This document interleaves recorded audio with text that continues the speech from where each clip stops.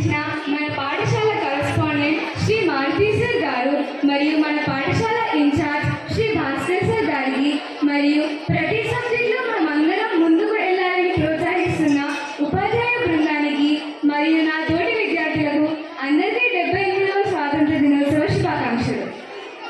మరి ఎందరో మహనీయుల త్యాగఫలం వలనే మనం ఈరోజు ఈ స్వాతంత్ర దినోత్సవాన్ని ఒక పెద్ద పండుగలాగా జరుపుకోగలుగుతున్నాము.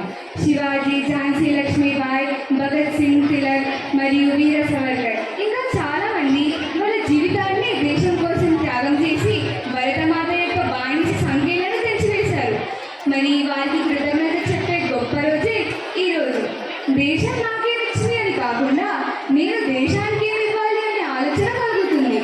మరి వీళ్ళందరి గురించి ఆలోచించినప్పుడు వీళ్ళందరి లోపల దేశం పైన చాలా చాలా ప్రేమ, ధైర్యం, సాహసం, తెలివితేటలు ఇంకా దేశం కోసం నవ్వుతూ ప్రాణాలు అర్పించే వారు ఉన్నారు. మరి మన భారతదేశంలో మొట్టమొదటి స్వాతంత్ర సమరయోధుడు ఎవరో మీకు తెలుసా? సరిగ్గా చెప్పారు, వారే మన మంగల్ పాండే. మంగల్ పాండే 19 జూలై 1822 ఉత్తరప్రదేశ్లో జన్మించాడు. మరి ఇతను 9 సంవత్సరాలు ఉన్నప్పుడే ఈస్ట్ ఇండియా కంపెనీలో సోల్జర్ లాగా జాయిన్ అయ్యాడు. అతను పెద్ద అయ్యే వరకు ధర్మాన్ని పాటిస్తూ మన సంస్కృతిని ఆచరిస్తూ పనిచేశాడు.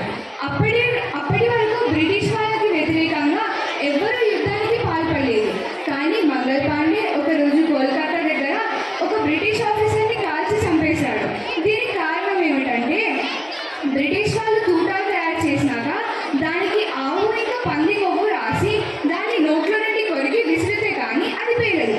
ఇది మన హిందూస్కి ముస్లిమ్స్కి నచ్చలేదు.